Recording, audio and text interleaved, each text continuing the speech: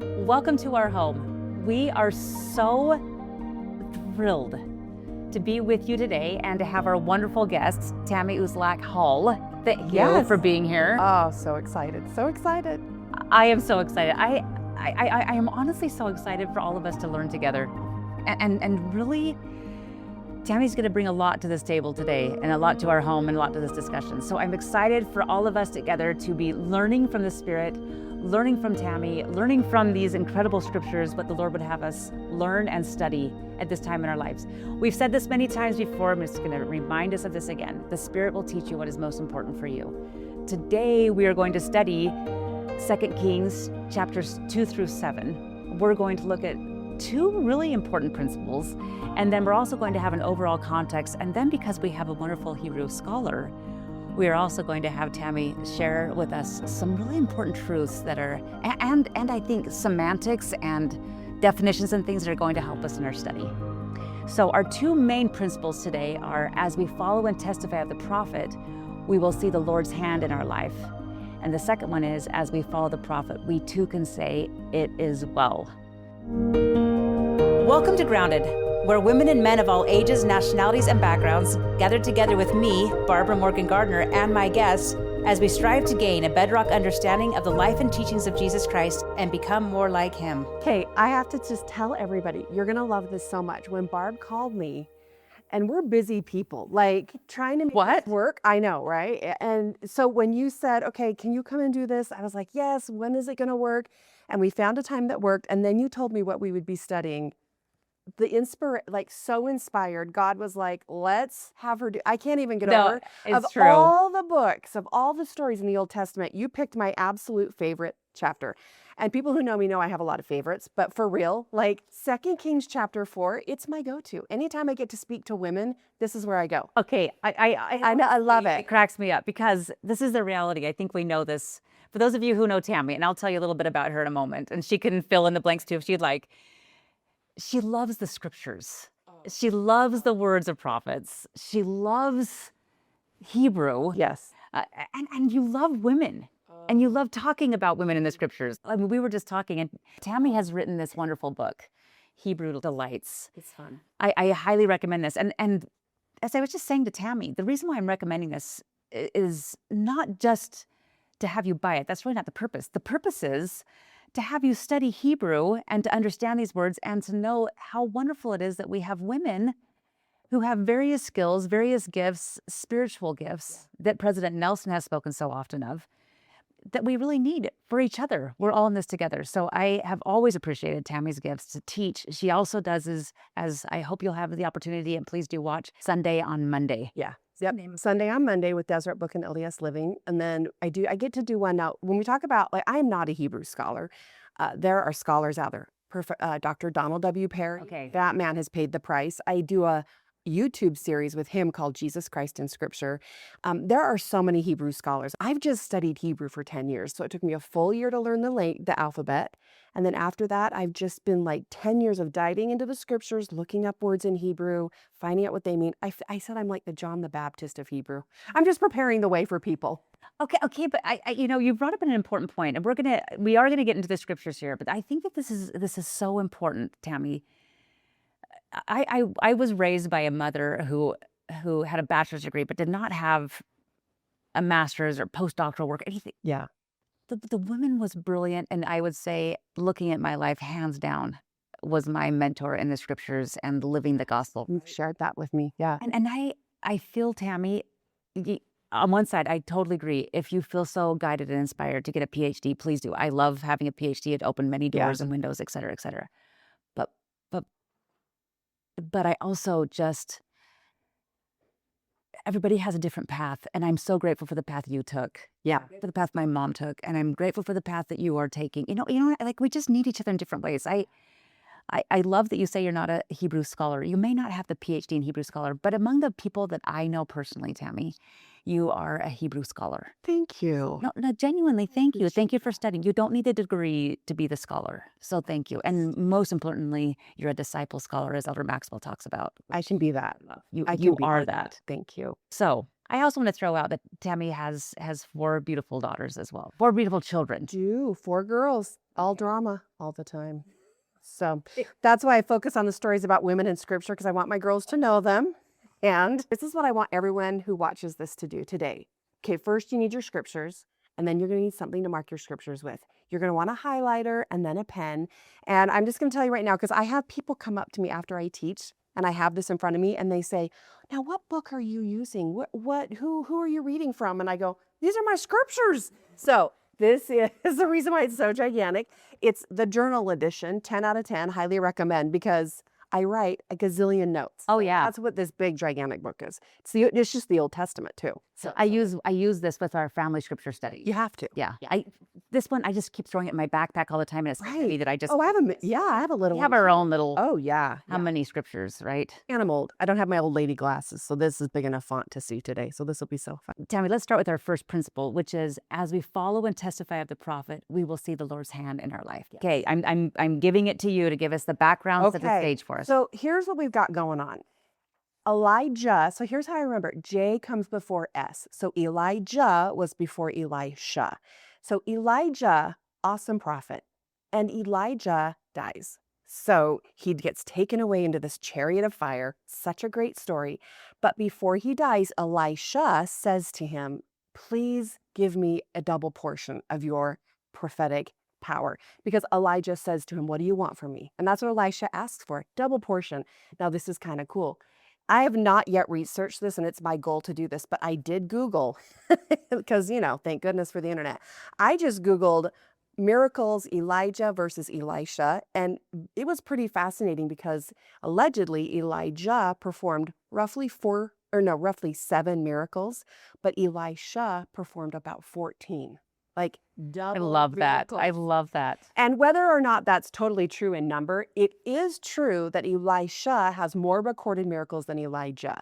So he really got a double portion. So now we have a new prophet. We have this man. Okay, before you go on. Yes. If you want to know where that is in your scriptures, if you're trying to mark that, that's perfect. 2 Kings 2, verse 9, Yes. where he says, and Elijah said, I pray thee, let a double portion of thy spirit be upon me. Awesome. Now, before you go on with this too, because we have a new prophet today, I just have to throw this out there. Please do. President Oaks at the BYU devotional, who we are going to quote this devotional, I think, for quite a while because it was so good. I have recently, yes. So good. So here in 2 Kings chapter 2, we're talking about this mantle that's going to come upon Elisha. Yep. I wanted to read what President Oaks says about this. Do. Yeah. He says, the word mantle is used in the Bible to describe the cloak of the prophet Elijah that descended on Elisha as a symbol of the passage of prophetic authority. The term mantle came into the restored church's history in many reports of the meeting in Nauvoo who would succeed the murdered Joseph Smith. Many who were present recorded their experience of the mantle of Joseph settling on Brigham Young. Those experiences took many forms. Some had visual experiences. Some heard Joseph's voice. Many had a feeling, as each of us receives revelation differently. And then he says this, which I think is important for his personal experience today. And then I'm sending it back to you. When Russell M. Nelson was called as our prophet, I had a similar experience. This is President Oaks speaking. I had sat beside this apostle in the meetings of the Quorum of the 12 for 34 years. But when the mantle of the prophet settled upon President Nelson, I felt that his prophetic gifts were magnified. We all have witnessed his profound leadership. Upon President Nelson's death, I experienced another meaning of the mantle. To observers, it symbolizes a transfer of priesthood authority. To the person who receives that authority, it is a very different and it's very real. Within a few minutes after learning of President Nelson's death, I felt the heaviness of the responsibility settle upon me, along with the important impressions of what I was required to do now. So I just wanted to throw that. So glad. We hear this here. Yep. This is the mantle being passed, and this is where President Oaks is referring to. And many other leaders of the church refer to this mantle being passed. Yeah. Okay, now I'm ready. Love that. Thank you so much. So it gets passed. And now we have this story where we've got these miracles that Elisha is going to perform. I think it's interesting that right out of the gates, the very first group of miracles are about women. Here's the thing that is so phenomenal about these stories is they're about women, and so we have to tell their stories, and they often get overlooked. I remember for years teaching seminary, I was like, we did not teach the story in 2 Kings chapter 4. And no, I'm no shade to anybody who's writing, because there's so many stories you have to put in the curriculum. I get that. So I feel like what I love about these podcasts and what you do is that you provide space for us to tell the stories that don't get told. So we're going to do that today. We're going to tell the stories that don't get told. I have to second, third, and Googleplex that. Love it. It's different. I think that this is important. I know that this is important for us as women to understand this. Women will gravitate towards women's stories. We want, not always, but I think that that's a tendency that we have. And typically in the past, if I can just explain what I see, it's nothing negative towards others, but for many years, curriculum writers, leaders of the church are men, and that's fantastic. And I'm so grateful for them. We've learned so much. But if you have a woman who's looking in the scriptures and you see a woman being mentioned, because there are a few, although so many more in the Old Testament, which is extremely nice. So many. But we see these, and so it is incumbent upon us as women, I feel so strongly about this, to not only recognize that these women's voices are in here and these stories are in here, but that we learn them and teach them. Because if we don't, who will? Right. Right? So we take responsibility, which is one of the many reasons we have Tammy here and other women who I know are going to look at these scriptures and it's just going to jump out to them. But please, mothers, aunts, grandmas, sisters, daughters, in your homes, in your classrooms, Sunday school teachers, whoever you are, don't be afraid of the women's scriptures stories. Just because you don't see them in the curriculum doesn't mean they're not important. They are extremely important. It's just being seen through a different person's eyes. Yeah. Right? Okay. Absolutely. Love that. Thank you. Thank you so much. So let's go into 2 Kings chapter 4. Here's what we're dealing with. And just as a little side note, in 2 Kings chapter 3, we've got the reign of these different kings. And I thought this was interesting because in 2 Kings 3, it says, now Jehoram, the son of Ahab, highlight Ahab and put a little heart above his name. And then you're going to put his wife's name. So I put like on a tree, like this person loves Ahab. In 2 Kings chapter 3, Ahab loves Jezebel. What verse am I? Married to 2 Kings chapter 3, verse 1. So Ahab loves Jezebel. That's who's married. Now, Jezebel's naughty, and she does not like the prophets. In fact, she spends so much time trying to kill the prophets, even to the point that there is a story in here where there's a man by the name of Obadiah. Now, this is not the same Obadiah who comes later, separate Obadiah, but his name is Obadiah, and he hides 100 prophets in a cave to keep them from being killed by Jezebel. So she is... she's naughty. Not good. Okay, so we have Ahab loves Jezebel, and we have their son Jehoram. And this is interesting. It says, he began to reign over Israel in Samaria in the 18th year of Jehoshaphat. Love that, because my grandpa used to say that. Great, Jehoshaphat. Jumping Jehoshaphat. Jumping Jehoshaphat, the king of Judah, and reigned 12 years. But verse 2, and he wrought evil in the sight of the Lord, but not like his father and like his mother.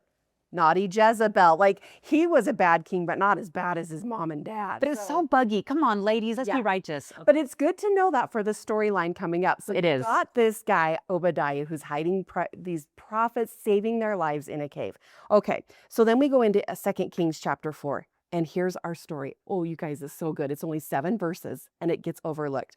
Now there cried a certain woman. I've circled cried, and I just wrote literally crying. Like, she is coming, this certain woman. Highlight certain woman, because we love the talk by Sister Linda Burton. We do. In 2017, called Certain Women. And I love in her talk, she says, listen, certain can mean some, someone, any, or all. Or it could also mean a complete disciple of Jesus Christ. So I'm choosing to make this certain woman a disciple of Jesus Christ, and you'll see why in the storyline. So we have this certain woman. Of the wives of the sons of the prophets, now the sons of the prophets, this is where we get School of the Prophets from, is this phraseology right here. And these were sons of the prophets that Obadiah belonged to. These were people who followed God. So we have a wife of one of the sons of the prophets. She comes unto Elisha saying, thy servant, my husband, is dead. And thou knowest that thy servant did for the Lord. She's like, you know what my husband did for him. And the creditor is come to take unto him my 2 sons and my bondmen. Now, this verbiage right here, some scholars believe that right here when she goes, you know who my husband is, and that he was a servant of the Lord. Because in 1 Kings 18, that's the chapter that introduces us to Obadiah, who heard the prophets. It says that he did this for the Lord. And so some scholars think the reason why she's out of money is because Obadiah spent all his money hiding and feeding the prophets. Which is very likely. Totally likely. So she's like, you know what he did, and I don't have any money. And my creditor has come because we're in debt. And you can just pause right there and just ask a room full of women, raise your hand if you're in debt. Like if you, I mean, come on. So, but her debt is so severe that at this time, you could actually, if you couldn't pay your debt, your debtor could come and then say, great, I am taking your children. They will become my servants until you pay off this debt. And she's devastated because her husband's gone. He's dead. Right. Now she's a widow, and now she's about to lose her sons. So she's literally crying to the Lord. And then verse 2, Elisha says unto her, what shall I do for thee? Now I love this because if you're in her situation, you're going to the prophet and you're like, I am poor. Just as a normal human being, what do you expect the prophet, what would be best case scenario for the prophet to do? Fix the problem. Right? All of it. How much do you need? Yes. He says to her, okay, well, what do you want me to do? That is a moment of absolute faith. Like, oh, I guess I was hoping you'd pay it. Looks like that's not going to happen. So he says, tell me, what hast thou in thine house? Okay, we've got the craziest thing right here. What do you have in your house? Now I'm thinking of everything I have in my house, because then I thought, okay, I could sell a lot of stuff. I could sell my couches. Maybe she's thinking I could sell stuff. And he says, she said, thine handmaid hath not anything in the house save a pot of oil. And then he said, Okay, but isn't that beautiful? oh, tell me why you love that. I'll tell you. Okay. I just think oil is so symbolic of the atonement of Jesus Christ. And when I think of this, Tammy, I honestly, every time I see this, I think she has given all that she has to the prophet. She has wasted her life for her children. Mm-hmm. She's lost her husband. What does she have left? The Savior. That's how I feel. Beautiful. Anyway, I love that. That's awesome. Because and you'll see in these stories today, that is really what got the women through it, was their testimony in Jesus Christ. Yes. This Okay, oil that's is so awesome. symbolic for me. Okay. I love that. Thank you. Okay, so This is why we talk together as women, because we learn from each other. well, and our I perspective. learned this, yes, perspective. I'm not saying that is, but I'm saying to me that's what the oil represents. I think you're right. She's telling us who she is. Yeah, I like that so much. So she says, yeah, that's all I've got. And then he says, okay, well, go borrow vessels abroad of all your neighbors, even empty vessels. Borrow not a few. I love that. Like, as many vessels as you can find, as many Tupperware bowls, as many Ziploc baggies, as many anything you can, even the Cottage cheese bowls. Yeah, cottage cheese containers, totally. Like, so here's what I love. We're going to pause right here in the story because it's the craziest thing ever. Like, wait, what? It would have been so easy just to fix it. And you're asking me to do the craziest thing ever. So I want to pause for a minute because I want to go back to, and you're going to love this so much. Okay. Because this is how you teach. This is how you speak. So I did some research. Okay. All right. So back in 2015, there was a talk given to us by Elder Nelson at the time. He was not yet the prophet. And he gave a talk about delighting in the Sabbath. And we got a lot of Sabbath day talks that year. Yeah, we did. And I remember being so bugged because I was like, well, that's just great. One more thing we're not doing good enough. Like, now we got to step up our Sabbath day observance. And I was bothered by that. Like, I do keep the Sabbath day holy. Can't you give us something else? And I felt like we were being berated. In fact, the prophet actually said, or Elder Nelson at the time, but he said, yet I wonder, is the Sabbath really a delight for you and me? His talk was called Sabbath Delights. And when he said, is the Sabbath really a delight for you and me? I was like, no, actually, no, it's not, because I still have to be a mom. I've got to cook for my family that day. And now it's just, we're just a house full of chaos. And then they changed it to 2 hours on Sunday. Yeah, They have how many more children? I loved 3-hour church. It was a total She was amazing. Yes. I remember one time I got put in as primary president. I still had a baby. I'm like, how soon can I get her in nursery? Like, Counting down the days. yeah, can we do it at 12 months? So this is fascinating, from 2015 to 2019, okay, that's the 5-year period. Yeah. There were 18 Sabbath day holy talks. Wow. In a 5-year period, 18 talks on keeping the Sabbath day holy. And I remember thinking, we get it, and I'm struggling. Okay, then COVID hit 2020. And between 2020 and 2025, which is 6 years, guess how many talks we've had on keeping the Sabbath day holy? 4. Wow. Only 4. Wow. And I had this aha moment, like I'm feeling the spirit right now as I'm saying this, because my worldly brain was feeling berated when really we were being prepared. 18 Sabbath day holy talks, because the prophet knew in 2020, you better know how to keep the Sabbath day holy. You better decide what that's going to feel like for your family. And here I was thinking, I don't like the Sabbath. It's so hard. And now I'm forced to do it all day long on a Sunday. I'm doing the sacrament with my family at the kitchen table. And I just had this beautiful aha moment where I was like, I saw with wrong eyes. Like I don't know that I would have been able to be this woman in these verses, because I would have been like, seriously, pots of oil, that is so dumb. Like, that is the most ridiculous thing ever to give me. Why can't you just pay the bill? Or why can't you, have somebody else, like my home teacher, help me pay the bill? And so I think the most important thing to know is, and Elder Eyring said this in a talk, he says, prophetic counsel changes the very ground upon which we stand. And I'd love to go back to 2015, knowing what I know now, and saying, you guys, something's coming. Yeah. Why do we have 18 talks on Sabbath Day Holy? Oh, because 2020, we're shutting down. And we will have to observe a whole new Sabbath. I love that idea that prophetic counsel changes the very ground upon which we stand. And that is about to happen to this woman in this story. What does that mean, Tammy? Because when you just said that, I'm thinking of President Eyring, and President Eyring is a man. If the prophet's going to say, read the Book of Mormon, he's going to read the Book of Mormon. If the prophet's going to say, keep the Sabbath day holy, he's going to keep one of the things that I know about President Eyring, after watching his life from afar, it is the ground on which he stands has changed as he's followed the prophet. Yes. I mean, his biography is incredible, right? I've mentioned this before on this show. I just love his biography. His life has changed. But what does that mean to you? Well, for me, it even goes to something so simple as when it says prophetic counsel changes the ground upon which we stand, I would include the prophetic counsel from a stake president and a bishop. I mean, my bishop in January told our ward, he challenged us to read the Book of Mormon in a year. And in that very moment, I was like, we're doing that. We are going to do that as a family. It is so hard to do. Yeah. And so immediately I got onto the Gospel Library app, because you can actually put in that you want to read the Book of Mormon. Here's how much time we have to do it. It'll calibrate how many pages you have to read in a day. Yes. So I was like, 12 verses? I can do that. We can do 12 verses a day. And I will tell you that it has changed the ground upon which my family stands. Like, we have needed that guidance and inspiration. And so for me, when a prophet speaks, I unequivocally, because of this Sabbath Day Holy experience, I'm like, done. But even now, I've gone to the point where when an apostle speaks, when my stake president speaks, when my bishop speaks, when it's for the benefit of my family, I just think I have to do it. Even if it's the most silly thing ever, even if it's the silliest thing of like, go grab all the bowls you can find, get everything here, because you're about to do something with all those bowls or all those vessels. So you're not like the people in 2 Kings chapter 2, verse 23, where it says little children, where you're not saying, go up, thou bald head, go up, thou bald Right, head. right. No, I'm not doing that. No. Making sure. And make sure you mark in your scriptures little children, because some scholars believe they were around 18 to 20 years old. Yeah, more young Then you adults. feel a little bit better. You're like, well, of course they said that. They were 20. I was like that too. All right, so let's get back into the story. So then we have verse 4. And when thou art come in, thou shalt shut the door. I love that some scholarship believes that this miracle is just hers. Like, this will just be between you and the Lord. So shut your door. And then you're going to start pouring out into all the vessels oil from your one pot. Again, so ridiculous that the cynic in all of us would be like, please, that's not even, okay, whatever.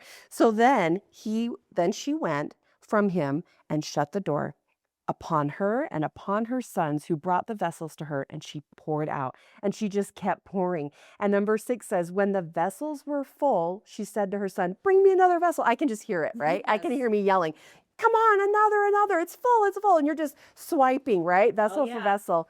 And then we come right here until the very end of verse 6. There are vessels no more. Like, Mom, we filled all of them. And that says, and the oil stayed, means stopped. Like, and then that was it. That was the end of the oil. So then she came and told the man of God and said, okay, we have all of these vessels. And he's like, great, now go sell them. And don't you love that? Like, it wasn't even such an easy answer. Like, she did the first thing and filled the vessels. Now I got to sell it. Okay, so she goes out, she sells all the oil, which oil was super important to people in Old Testament time. It was the mainstay of their life. And he says, go. I want to add to that for a second, especially when we're talking olive oil, but we don't know that this is olive oil. It's oil, but the likelihood is high enough, right? Yeah. They're using oil for soap. They're using oil for medicine. They're using oil for light. They're using oil for cleanliness. I mean, for food, for the tabernacle, yes. Sacrifices. We can't even emphasize the amount of benefit this would be to this woman to have this amount of oil. Totally. Right? Okay. Yeah. People need this oil. So it's a no-brainer they're going to sell it. Yeah. She does. She sells all of it. And then verse 7, she came to the man of God and he said, go sell the oil, pay your debt, And then I love this. Live thou and thy children off the rest. Like, she sold and made so much money that then for the rest of her life, she would have enough money to live off of. Live off of the rest. It's not even going to get her out of a couple of jams. Like, she will, her whole life taken care of, because it literally changed the ground upon which she and her son stood. And so Elder Eyring does this other really cool quote, and this is so awesome. Then he says this: sometimes we will receive counsel that we cannot understand or that seems not to apply to us, even after careful prayer and thought. Don't discard the counsel, but hold it close. And then I love this. If someone you trusted handed you what appeared to be nothing more than sand with the promise that it contained gold, you might wisely hold it in your hand a while, shaking it gently. Every time I have done that with counsel from a prophet, after a time, the gold flakes have begun to appear, and I have been grateful. And I just see her like shaking the sand going, it doesn't look like gold. And then it turns into gold. And I think that's what happens when we follow prophetic counsel. Like, I don't know how this is going to work. And you're going to hold that sand, and it does. It just turns to gold. It just really does. Okay, listen, I'm gonna put you on the spot. When has this happened to you? I'm going to application because I'm seeing these great stories here. And we are talking about prophets and apostles, and this is our day here and now, right? And I genuinely try not to jump to application too quickly, because I think we really need to understand the doctrines and principles that are being taught here. But when have you, in a sense, been a recipient of more oil? You're talking about the Sabbath day. That's a wonderful example. Like, when have you another time when you've said, I did this. I brought out vessels of oil, and indeed the Lord did fill these vessels. Yeah. Okay, 100%. As you were talking about that, I knew exactly what my answer was. And I think you will agree with me. It was from the ages of 18 to 35, where I got a patriarchal blessing that said I'm getting married. I got blessing after blessing. I was doing everything I could, going to singles wards. I was reading my scriptures, saying my prayers, going to the temple, paying my tithing, sometimes extra as fast offerings, just to show the Lord, like, I'll do whatever it takes to get married, right? Yeah. And I look back at that time in my life, and when I remember teaching seminary one time, and I asked the kids a similar question. I said, how can the Lord help us? And they gave me all the answers, the seminary answers: read your scriptures, say your prayers, go to church. And I remember a kid in the back yelling, it's always the same answers, always. And I remember looking at him and I went, oh, you're right. It is. It's always the same answers. And I remember thinking at that moment, the thought popped into my head that said, and they're not working for you. You're still single. What are you gonna do with that? It was so hard, because then I thought, maybe there's something I'm missing. Maybe there's more I should be doing. Maybe I need to double down on my extra tithing, right? More temple attendance. Fast every week. Fast every week. Every day. Oh, exactly. And I look back at my life and I think, I love that taught me the prophetic counsel was real. Like, just stay the course. Keep going to church, keep paying your tithing, keep going to the temple, do all the things, because the reality is doing all those things doesn't always in the moment give you what you want, but it will help you want what you get. And I think this woman right here, she didn't get what she wanted right at the beginning. It took time to gather oil or gather vessels. Who knows how long it took? Maybe people thought she was crazy, but to employ her sons to go and do all of that work, and then to do the work of pouring the oil, and then to do the work of selling the oil. Like, the Lord asked her to work, and she got the blessing. And I think in my own life, time and time again, it just, prophetic counsel works. And if I think we look back at this, the point of the story isn't that this woman received all of this oil and she had all this money. Right. The point is she became a true disciple of Christ in the process, and now is able to testify of it and imagine her sons as they witness the miracle of the faith of this mother. And yes, the miracle is the oil. I see that. But the bigger miracle really is what these young boys are seeing is happening to their mother. For the rest of her life, she is going to be testifying, and then they will be testifying, and then their kids are going to be testifying of the miracle that came because this woman became an incredible woman of faith. The miracle is who we're becoming. Yeah, right. Oh, absolutely. And then as we see this, the testifying that's going to be happening in this as well, which is why one of the reasons we love being at this table together. We both love testifying. It's just true. We love testifying of the gospel of Jesus Christ. Hello, my dear friends. Before we jump into our next topic, I'd like to invite you to just think about what you are learning, what you are feeling, what you are seeing, and what matters to you. I'd like you to think about someone that you could actually share this podcast with. We would like to flood the earth with the truths of the gospel of Jesus Christ. As women, we have been asked to speak up and speak out.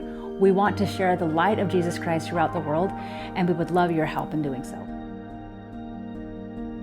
Next principle under a big umbrella, right, of these similar principles is, and Tammy gets points for this because I love these words. As we follow the prophet, we too can say it is well. Yes. Okay. We're going to mark that phrase because it happens so many times in this story. So here's the first thing you want to do. We're again still in 2 Kings chapter 4. This is so awesome. And it's verse 8. Highlight, it fell on a day. And you're going to see that phrase again in verse 18. It fell on a day. And here's what you want to know.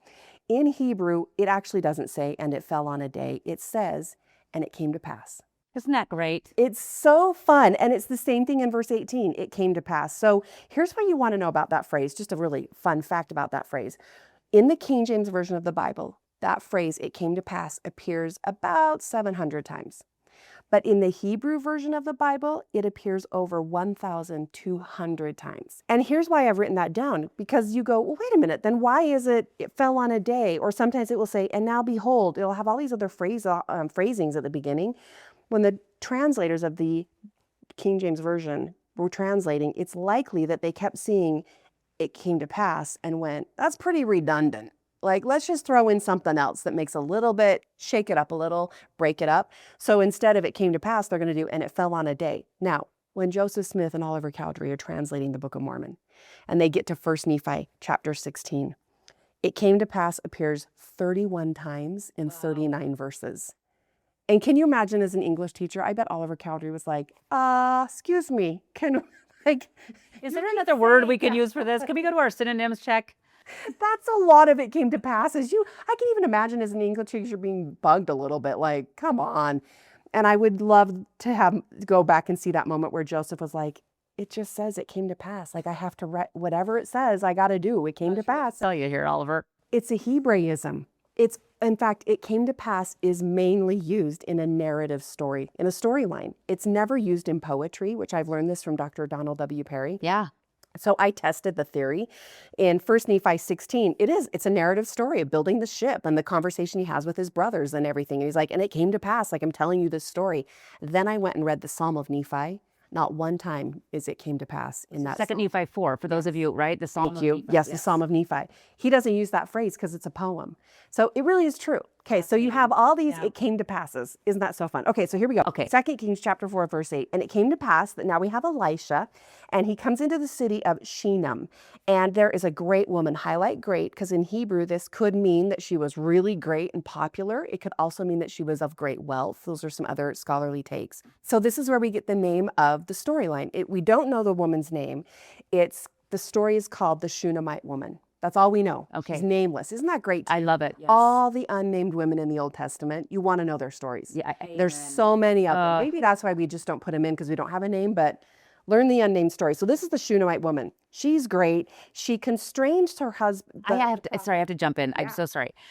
When you say all these great women in the Old Testament, and I want to add, when we had Karen Ashton here, and she felt so strongly about the unnamed women of the Doctrine and Covenants as well. And I think where she said that. All of these women, the unnamed, so many, and I want this so strongly.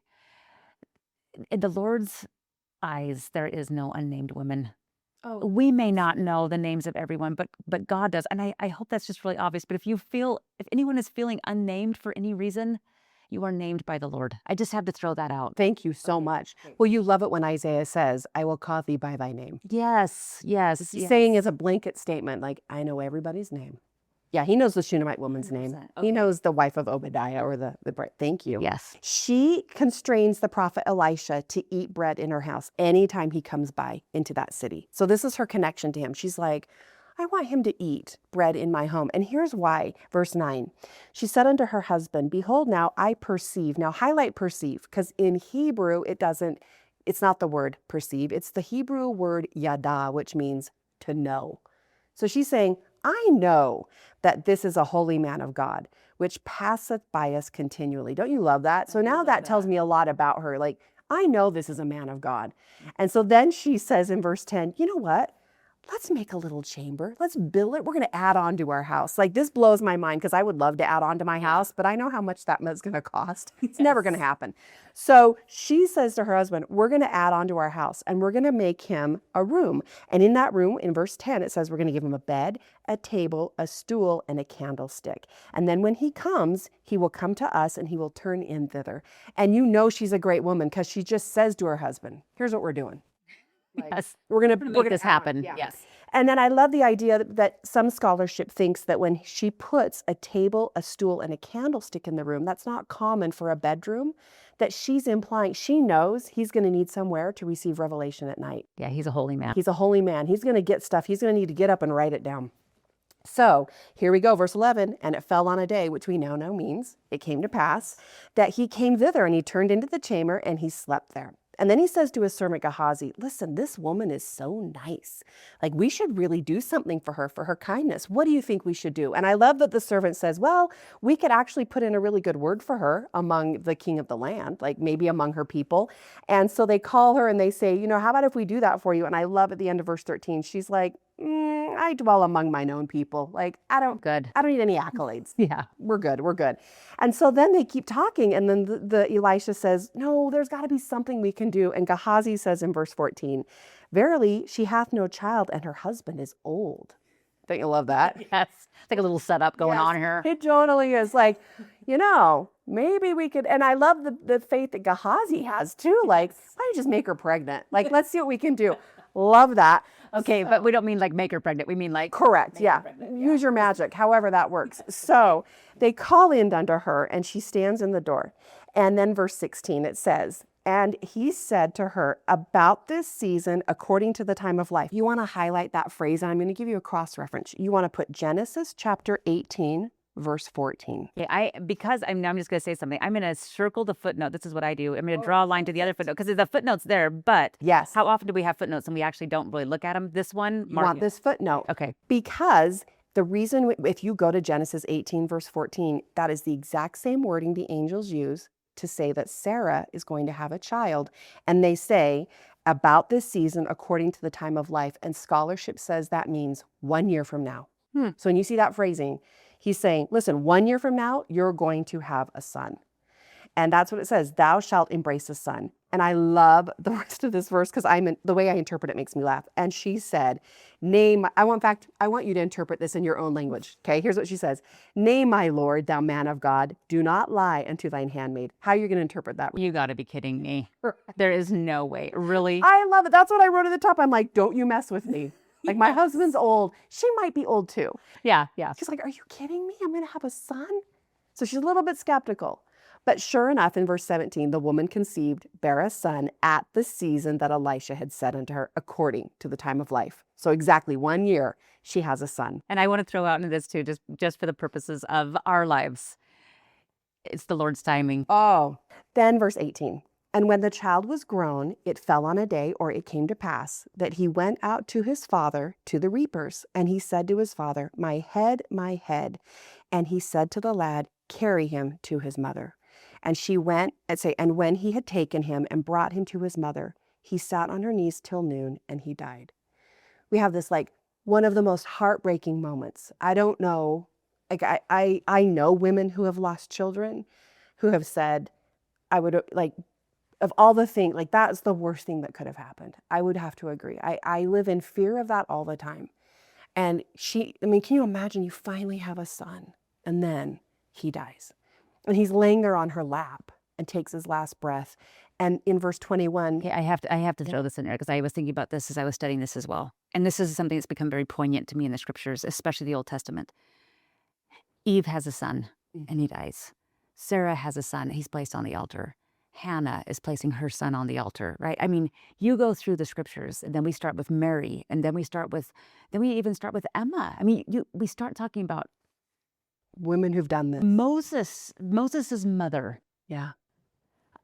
I mean, how many women are literally being asked to place their son on the altar? I love that connection. I believe that there is a lot more going on with these women losing their sons in the eternal perspective than we may acknowledge at times. I think it's very sacred. I'm so thankful that you brought that up because it really just gives emphasis to what this woman's experiencing. Like you feel the depth. Yes. Like I love that, Barbara. That is awesome. Mary, the mother of Jesus. Yes, Right? I mean, absolutely. we often talk about the Abraham putting his son on the altar and all of this. The mothers are putting their sons on the altars too. Yeah. Okay. I love that idea that significant women in the church have lost children. Yes. Okay. Daughters as well. Yes, yes, Okay. absolutely. Well, and then in verse 21, that she then lays him on the bed, on Elisha's bed, in the room, shuts the door behind her, and walks out. Okay, so we have this heartbroken woman. And what do you do in that moment? I mean, it's this, everybody, I want everyone to feel this moment because what would you do? Because here's what this woman does. Can I have to throw this out too? I think it's significant in verse 21 that she places her son on the bed of the man of God. To me, again, I think that's why this altar approach is very significant. It's like she's saying, I have done all I can. Yeah. I am giving him to you. Like I am completely humble and meek and just, to me, it's like her final prayer and putting him on the altar of the prophet. Please. Oh, I like You know what I mean? So then she calls her husband in verse 22 and says, send me, I pray thee, a young man, one of the asses, and I'm going to run, literally run. There's such urgency there, to the man of God. And now this is interesting because in verse 23, wherefore, the husband says, wherefore wilt thou go to him today? It's neither a new moon nor a Sabbath. Like he's like, you can't just go see the prophet. Yes. It's not a Sunday, like it's not a Sabbath, so that would maybe be a reason, but a new moon would mean one of the main holidays like Yom Kippur where the people gather and the prophet's there. He's like, you can't just go talk to the prophet of the Lord. There's no way. Yeah. And I love her answer. It shall be well in verse 23. Highlight it shall be well because this is a really important phrase in this storyline because it shall be well in Hebrew is actually one word and it's the word shalom. Yeah, that's right. Now the word shalom is a very common greeting, hello, goodbye, peace be with you, all those things. But I'm going to show you in Hebrew what it means. It's kind of cool, but I will show you in just a second because we have to go in. 24, she sure enough, she gets the donkey, she takes a servant, she goes forward. I love how it says, slack not thy riding for me except I bid thee in verse 24. Don't you dare stop until I tell you to slow down. Like, go to the prophet. So she went and came unto the man of God on Mount Carmel, and he sees her and he says to Gehazi, hey, that's that lady. That's the Shunammite woman, the place where we've stayed. She had a child. You've got to go find out. I want you to run out and meet her, and I want you to ask her these questions. In verse 26, he says, run now, I pray thee, to meet her, and say unto her, is it well with thee? Is it well with thy husband? Is it well with thy child? Now, don't you, in that moment, we know the answers. But isn't that interesting that he's like, hey, is it well with your child? Is it well with you? And inside she's probably screaming, it's not. No, Yeah. It actually isn't. It couldn't be worse. Like it's the worst it's ever been. That is why I'm here. And her response at the end of verse 26, she answers, shalom. It is well. Now, here's the really cool thing about the word shalom in Hebrew. Okay, so 2 things you want to know. So shalom comes from a Hebrew root word, shalem. And that word shalem means to make complete, to make whole, or to restore something that was lost, or to be rewarded for good. And then shalom means complete and whole, just like shalem, but then this, and I love this, Barbara, peace with God, especially in a covenant relationship. Oh, stop it. Is that so I did not know. great? Yeah, say that again. Peace with Peace God. with God, especially in a covenant relationship. So good. So now we go back. Is it well with your child? Is it well with your husband? Is it well with you? And she just goes, shalom. Like it couldn't be worse, but I know it will be well because of a covenant relationship. And the thing I love about this story is, for me, that is the whole point and crux of the Shunammite woman and all of us as covenant-keeping women. Like, is it well? No, actually it's not. Couldn't be worse. But as a covenant-keeping woman, I know it will be well. It shall be well. And that is, I think, for me, what covenants mean. When I go to the temple, I had a very dear, close friend whose child made some choices that were devastating to her. And I can remember texting her when it happened, and I said, let's go to the temple. Like, now is the time to double down on the covenantal blessings. Like, we have to go to the temple and put his name on the prayer roll. I don't know what it looks like for your child in the future, but I know what it can look like for you in that moment. And so I think that's the point of this story, like shalom, it shall be well. And so how cool is this now? Because we have the song, It Is Well. I think you're making such a great point here. When we are going through these difficult times, and this is a very, very difficult time, you can't minimize this. This woman has lost her son, and she is struggling, and she's being asked these questions. And when people ask those questions, it is so hard. Right. Sometimes you want to avoid humanity because the questions will be asked, right? She answers the question, "It is well," and she's not just making it up. And I think that this is important. She's not being a Pollyanna. Oh, Right. I love that you said that, because I remember when I first read this, It Is Well, I was like, well, that's the greatest I'm fine answer I've ever heard. When people say, how you doing? I'm fine. Yes. It's not an I'm fine. It's not. It is well. Yeah. It is shalom because, again, because of the rock upon which she is built. Right. Right. She understands the importance of her prophet. She knows the prophet. This is not a woman who is shallow. Right. This is a woman, and sometimes I'm afraid that we may think that women who seem to be Pollyanna are shallow. No. No, when a woman who has gone through the very depths of hell in her own life and says to you, "It is well," she's not saying, "I don't get it." And she's not saying, I'm fine. "I'm fine." What she's saying is, "I have made a covenant with God, and I will be with my son again, or I will have the financial blessing again, or I will have an eternal family." She has paid such a significant price that she can say to you with full certainty, "It is well." Not because she's shallow and not because she hasn't struggled, but because she knows God. Yes. That's the true "it is well." I feel like that is the message of the Old Testament. That's what Yes. I feel like that is what God's trying to teach his people. Like, if you will just believe in me and believe in Christ, it's going to be well. Like, it's going to all be well. Maybe not in this life right now, but I promise you it will be well. It will be shalom. Absolutely. In fact, you go into the next storyline, and then everyone knows this, Naaman and Elisha.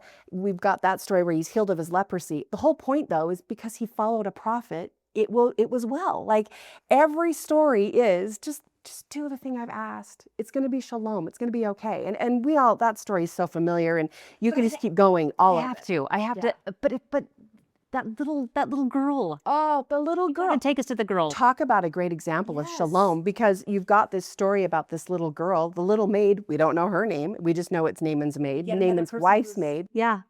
Her life was not well. Allegedly, she would have been a spoil of war. She would have been ripped from the arms of her parents and taken into captivity, where she's now living with these people she does not know, and she's got to serve them. And she finds out Naaman has leprosy. She would have been well within her right to just be like, well, good luck. Good luck with the leprosy, because now you don't even get, she probably knows, lepers, you don't get anything. You're going to be removed from your station. You're going to go live on the outskirts of town. Too bad for you. And Now you're going to know. Maybe I'll be free. Yes, maybe you'll get a little taste of what I live like. Thank you. Right? Too bad for you. Could have said that. Totally. And then you love her little verse in 2 Kings chapter 5, verse 3. Would God, my Lord, were with the prophet that is in Samaria, for he would recover him of his leprosy. She could have kept her mouth shut, and she didn't. She bore a humble testimony of Jesus Christ and his prophet. It's like, listen, there's someone that can heal your husband. I can't believe I'm doing this, but. And then he has to inquire. She just plants the seed for him. I love her little, I wish that you knew the prophet. He could save you. Ding. And then the wife. You walk away. And then the wife was like, Wait a second. maybe, well, let's throw this out there to my husband, And then it works with him. Yep. And then he meets the prophet, and he has the miracle, and that story is so great. But again, at the very end, not only is it well, verse 15, then we have him saying, behold, now I know that there is no God in all the earth but in Israel. Now, therefore, I pray thee, take a blessing of thy servant. Like, now he knows, like, it was well for him.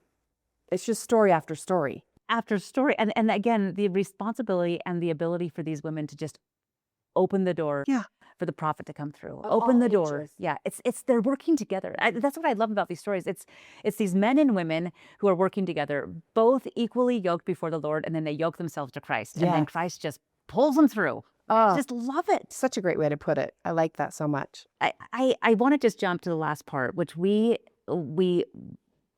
need in our day, I believe, to understand the importance of these youth, right? I mean, you're talking about this little maiden girl. And now we're talking about, we have this wonderful story in 2 Kings chapter 7, where we see Elijah and we see all of these, this whole army of people, where Elijah is opening the doors, right, of this young prophet. And there's this fear, this young man, I should say, there's just this fear of this battle. And then we see in verse 16, he answered, "Fear not, for they that be with us are more than they that be with them." And Elijah prayed and said, "Lord, I pray thee, open his eyes that he may see." And the Lord opened the eyes of the young man, and he saw, and he beheld. The mountain was full of horses and chariots of fire around about Elijah. Now remember, Elijah had already gone up in this chariot of fire. Yeah. Right? So now we have Elijah. He's opening the doors to this young man and this chariot of fire, and he recognizes there really are more that be with us than they that be with them. Yeah, absolutely. And for women, I just want to say, women, there are more that be with us than they that be with them. There are more strong, stalwart women holding on to that tree. There are more women like Noah's wife who refused to get off the boat. There are more women like this beautiful women that we were just talking about here, who was willing to give up the oil, willing to fill the oil pots and to put her son on the prophet. There are more that be with us than they that be with them. Yeah, absolutely. So sometimes I am concerned that we may think that we are in the minority. We are not. But one of the ways that we can show people that we're not in the minority is to do what these people are doing on the other side of the veil and get our chariots out of fire and show the world that we are here. Yeah. We are here and we're on fire. Yeah. And we want to bring people to Christ. Oh, I love that. I think that's a great thing right there. That verse, so important to make sure everybody marks that. 2 Kings chapter 6, verse 16, because I have used that so many times. And you can even, maybe did it do it down below? I can't see, but it didn't. Cross-reference it to Doctrine and Covenants, section 88, verse 84. Oh, yes. My angels round about. Oh, You up. Don't you love that? Yes, which we have been promised today in our day. Yeah. So this whole idea, and I'll just end with this story because this song has now been put into our hymns where we get to sing the song, "It Is Well." Yes. And now when I sing it, knowing what I know about that word, I almost cry every time I sing it in sacrament meeting because the storyline behind that song is so powerful. So it was written by a man by the name of Horatio Spafford, and he had 5 children, he and his beautiful wife. And they were alive in the 1800s. And his 4-year-old son got scarlet fever and died. And so they were devastated.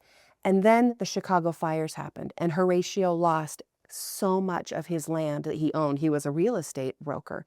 He loses it. He almost loses everything. And so he says to his wife and his 4 daughters that remain, "Listen, we need to take a family trip. So we're going to go to England. I'm going to send you and the girls ahead of me. I will meet you there, and we'll just spend some time together as a family." So they get on the ship, and as they're sailing over the England, the ship gets in a wreck, and it capsizes. And almost everybody on the boat dies, including his 4 daughters. And his wife, of course, devastated, right? "How you doing? Is it well with you? Is it well with your child? Is it as well?" And she gets to England and she sends him a telegram. And in the telegram it says, this is all it says, "Saved alone, what shall I do?" So he hops on a boat and he sails to England immediately to meet her. And as he's passing over the spot where the ship had gotten in that wreck, the captain of the boat knows that Horatio is here and what had happened. And so he calls Horatio and says, "I just wanted to give you a moment. This is the spot where your daughters passed away." And Horatio's standing there on the deck of the boat. And as he's standing there, he starts to think this poem in his mind. And he thinks the lyrics of the song, "It Is Well." And now when you go and read all of those words in that song, it hits so hard because it wasn't well. But he knows in that moment, it is well with my soul because of my relationship with Jesus Christ. I don't know how we'll go forward. Now it's just my wife and I, no children. And I just love the way that the Tabernacle Choir on Temple Square sings this. You can find it on YouTube. I highly recommend it. Just go and listen to it. Play it as loud as you can in your car on the days when you're not well. It's both sides of the veil. Yes. Testifying to each other. It is well with thy soul, it's almost like the Lord, the angels, all of us are coming together. It is well. It's well with your soul. You're going to be fine. It's going to be great. We have the next life, right? Absolutely. We have this life. It's going to, because we know of the atonement of Jesus Christ. It is well with your soul. And the way they sang that, I know it's well with my soul. And I know that the singers get it. Yes, I absolutely agree. And when you sing that in sacrament, no matter where you are, whatever place of life you are in, and life is heavy and life is hard, and we feel like this life just is endurable, like it's so long. And I just love that the Lord is like, it is well.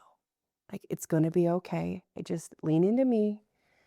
And I love that idea of the yoke that you brought up, because I love how Camille Funk-Olson teaches that when she says, we always imagine being equally yoked with Christ, Yeah. but I love her take on it. And she actually quotes another man who said in the 1984 General Conference that the yoke also could be a personal yoke that they used in Old Testament times. Yes. And when he says, my yoke is easy, in Greek, it literally means well fitted or suited for. And he's just like, let me just take that yoke off that you've been carrying, put mine on. It's so much easier. It's so much better. And so I don't fully know what that means. I've been trying to figure it out my whole life. Like, how do I really wear the yoke of Christ? I think I've done it a couple of times and it's worked. I want to do it all the time. I want to always live in the shalom space. So that's the story. That's the women. Is that so fun? Oh, Tammy, you are the right one to be at this table with Oh. us, learning and teaching and guiding us. I really do believe if we were to take the stories of women throughout the world, including you who are listening right now, we could easily write your story in here. There is a story where you have put out your vessels and they have been filled. I just know that that's true. And I will say sometimes we have put out these vessels and they aren't filled yet. Yeah. But put out the vessels, and we Yeah. will be filled. I know that about about our God. Why? Because I'll tell you this about Elijah, and we started with Elijah, because Elijah has the keys of the fullness, the sealing of the fullness of all that God has. Every vessel will be filled because he is a fullness, right? And he is, in this case, Elijah first, and then Elisha, and then today our prophet, President Oaks. These are men who hold the keys of all of the blessings of God on the earth today. And we as women working with these men together make it possible for all people to receive a fullness of the gospel of Jesus Christ. We have to do it together. So, Tammy, I so appreciate you coming in today. Thanks for the invite. Oh my goodness. The scriptures are just so fun, and they're true.